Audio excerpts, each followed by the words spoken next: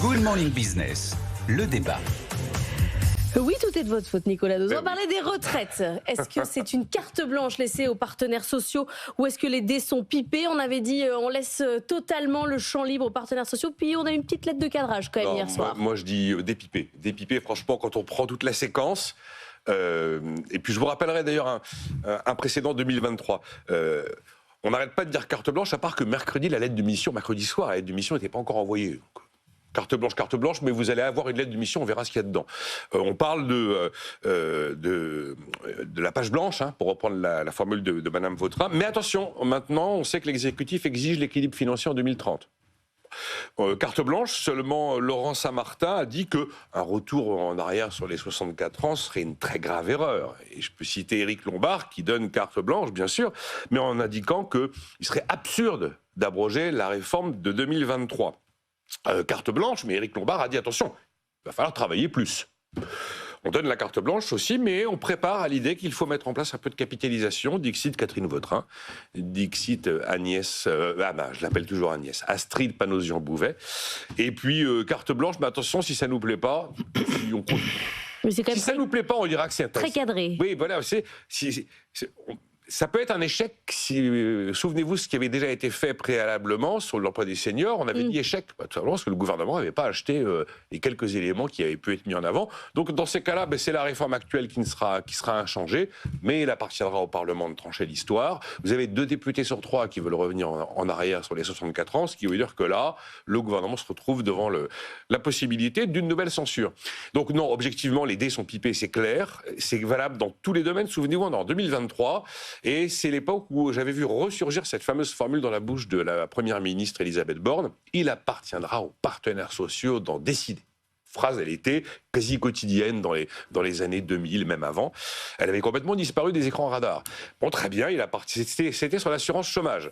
Et puis Gabriel Attal arrive à Matignon, il succède à Elisabeth Borne. Et puis un soir, les partenaires sociaux apprennent qu'on est en train de préparer une réforme sur l'assurance chômage en regardant le 20h à la télé. Voilà. Donc, le gouvernement se retire et laisse la main aux partenaires sociaux, j'y crois quand même.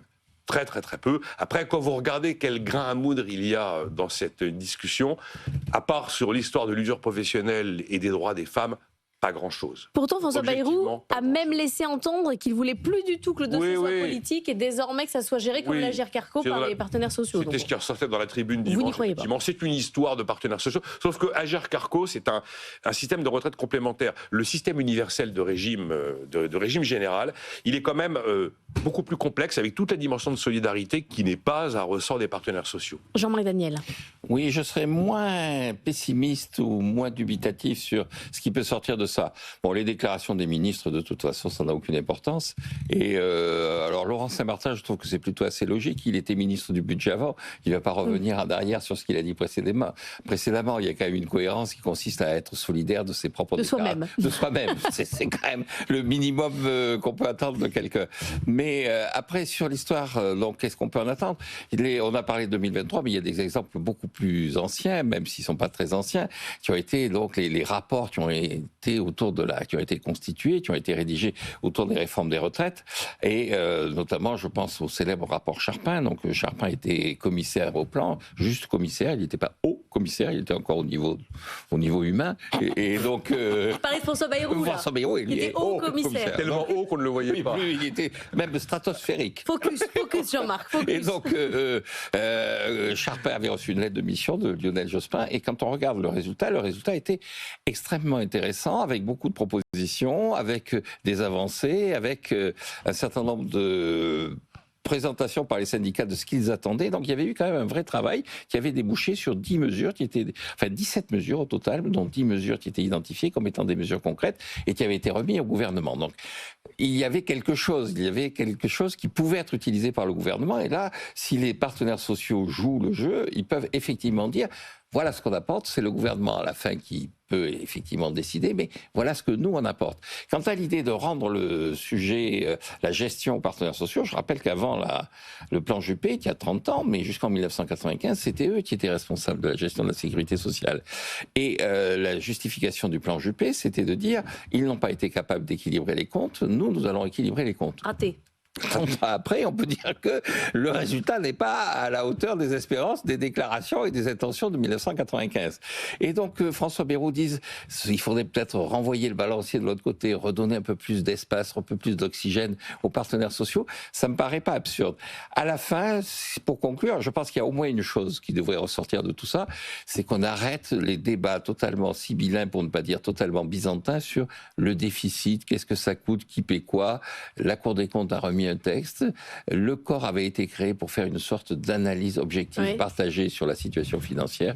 Qu'on arrête de considérer que l'enjeu, c'est la virgule après le troisième chiffre sur l'état du déficit et de savoir comment il faut incorporer le déficit du régime agricole, du régime des fonctionnaires, du régime des agents de la SNCF. C'est quoi? Il faut juste avoir l'équilibre financier, point? Il faut avoir l'équilibre financier. Il faut partir de l'idée que les retraites, c'est 390 milliards d'euros. Et la question qui se pose, c'est comment on le finance, qui paie et jusqu'à quand on va être obligé, effectivement, d'enregistrer un déficit. C'est mal barré quand même, hein, le conclave. Vous avez vu la sortie de Sophie Binet, hein. Elle a dit l'objectif, c'est de trouver 10 milliards pour revenir en arrière sur les 64 ans. Et le MEDEF a dit, sort de question. C'est une sorte de journée de la marmotte, c'est-à-dire que c'est tout le temps le même sujet et le même débat. On n'avance pas bien sur les retraites. Merci À la SNCF bientôt alors. à tous les deux. Pourquoi Il y a les résultats de la SNCF, on pourrait débattre de la SNCF demain. Ah oui, vous me proposez des sujets en avance. Ah, c'est mieux que de discuter à 5h du matin. Je note. Demain, la conclusion de demain, c'est privatisation. Non, on va pas pas le débat. Mais on va pas. Stop, allez, Moi, je dis toujours pas le débat avant le débat, Jean-Marc. dehors. À demain, à tous les deux.